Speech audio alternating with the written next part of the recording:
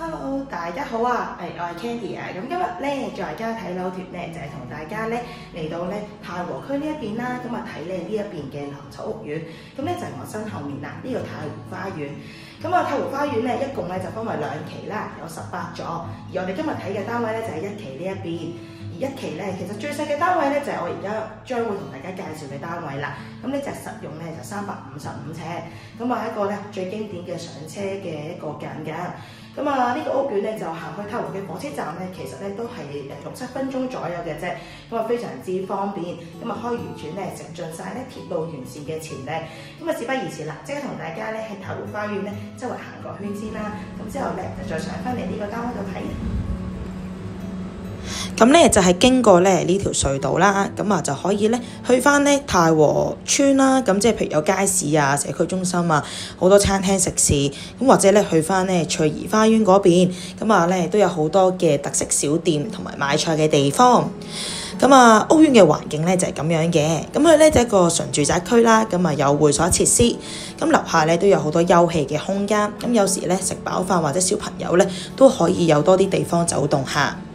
咁啊，大堂嘅環境咧就係咁樣嘅，咁佢一共咧就有2部 lift 啦，咁啊層層都停到，咁啊一梯有8伙，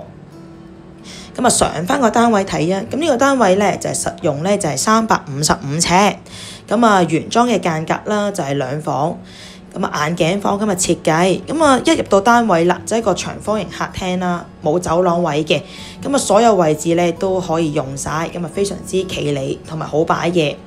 咁啊擺放電視機距離啦，咁其實咧你打橫或者打直擺咧，其實都夠晒位嘅。咁而家呢個業主咧就喺廁所同廚房埲牆中間咧就做咗掛牆電視啦，咁啊可以後面咧就擺個3座位梳化，跟住門口呢邊咧就仲可以咧做個高身櫃同埋擺張餐台。咁之後就到廚房啦，咁啊廚房咧大細咧就有窗啦一來，咁啊有啲櫥櫃，咁啊夠晒位擺呢個洗衣機同埋雪櫃。咁啊，就算雙門雪櫃咧大少少咧都夠位擺。咁啊，有啲業主咧或者朋友咧就會將呢埲牆咧就打通佢啦，就做個鞋櫃，咁咧就可以偷埋埲牆嘅空間啦。咁另外就睇洗手間啦，咁啊一樣都係有窗啦，唔會係黑廁，咁啊非常之分明嘅。咁一入門口呢個位咧就係鏡櫃洗手盤啦。咁另外呢邊咧就係企缸。中間咧就係座廁，咁成個單位咧嘅裝修咧其實都係乾淨企理啦。咁啊，如果咧要求唔高或者收租嘅朋友咧，其實可能遊下友就已經可以即刻咧住到啦。因為最花錢嘅部分廁所同廚房咧，其實佢都幾乾淨企理。